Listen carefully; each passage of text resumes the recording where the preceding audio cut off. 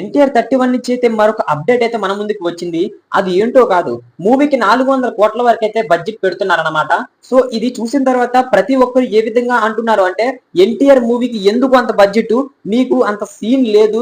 మూవీకి అంత బడ్జెట్ పెట్టినా సరే ఖచ్చితంగా కూడా ఆ మూవీ అంతలాగా ఆడదు అనేది కొంతమంది విమర్శకులైతే అంటున్న మాటలన్నమాట. మీకు తెలియంది ఏంటంటే సలార్ ఏ విధంగా ఆడింది, కేజీఎఫ్ ఏ విధంగా ఆడింది, కేజీఎఫ్ 2 ఏ విధంగా ఆడిందో ప్రతి ఒక్కరికి తెలిసిందే. మన ప్రశాంత్ నీల్ గారి మూవీ అంటే ఖచ్చితంగా కూడా వేరే లెవెల్లో ఉంటుంది. అందులో ఎటువంటి సందేహం లేదు. ఇప్పటి వరకు ఒక్క ఫ్లాప్ కూడా అందుకోలేదు అంటే ఒక్కసారి ఆలోచించుకోండి మన ప్రశాంత్ నీల్ గారి మార్క్ ఏ విధంగా ఉంటుందో.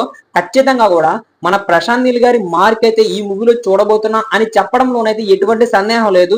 దానికి తోడు మన నట సార్వభౌమ ఎన్టీఆర్ కి ఖచ్చితంగా కూడా ఈ మూవీలోనైతే ఎలివేషన్ వేరే లెవెల్లో ఉండబోతుంది అనే విధంగా అయితే మూవీ టీమే మనకైతే డైరెక్ట్ గా చెప్తుంది అనమాట.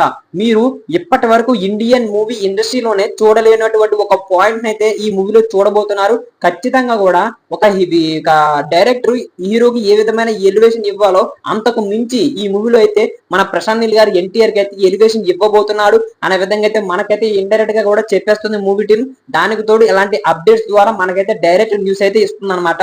సో ఇప్పుడైతే ఖచ్చితంగా కూడా ఈ మూవీకి 400 కోట్లు కాదు కదా, 6, 7 పెట్టినా సరే ఖచ్చితంగా కూడా దుమ్ము దురుకుతుంది అని చెప్పడంలోనైతే ఎటువంటి సందేహం లేదు. ఎప్పుడైతే మన బాహుబలి 1, బాహుబలి 2 మూవీస్ వచ్చాయో అప్పటి నుంచి ఎలగలేదన్నా సరే 300 కోట్లకు పైగానే వస్తున్నాయి మన మూవీస్, మన తెలుగు ఇండస్ట్రీ నుంచి ప్రతి మూవీ కూడా. అంటే ఆ విధంగా మన తెలుగు ఇండస్ట్రీ మొత్తం కూడా వేరే లెవెల్కి వెళ్ళిపోయింది అనమాట. ఇప్పుడు ప్రతి మూవీ మొన్నటికి మొన్న పుష్ప దగ్గర 550 కోట్ల వరకు అయితే బడ్జెట్ పెట్టడం జరిగింది. అదే విధంగా తెలుగులోకైతే 600 కోట్ల వరకు దగ్గర ఆస్కార్ కు వెళ్లే టయానికి దగ్గర 650 నుంచి 700 కోట్ల వరకు అయితే అవ్వడం అయితే జరిగింది అనమాట.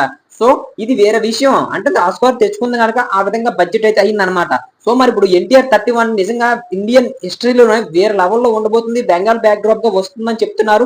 దానికి తోడు ఇప్పటి వరకు ఎప్పుడు చూడలేని ఒక ట్రెండ్ మార్క్ ని ఒక హీరోకి ఒక డైరెక్టర్ ఏ విధంగా ఎలివేషన్ ఇస్తాడో అంతకు మించి ఉండాలా, అదే అంతకు మించి ఉంటుంది అనే విధంగా అయితే మన మూవీ టీం అయితే చెప్తుంది అనమాట. మరి ఎంతవరకు నిజమో తొందరలోనే మనకైతే తెలుస్తుంది అనమాట.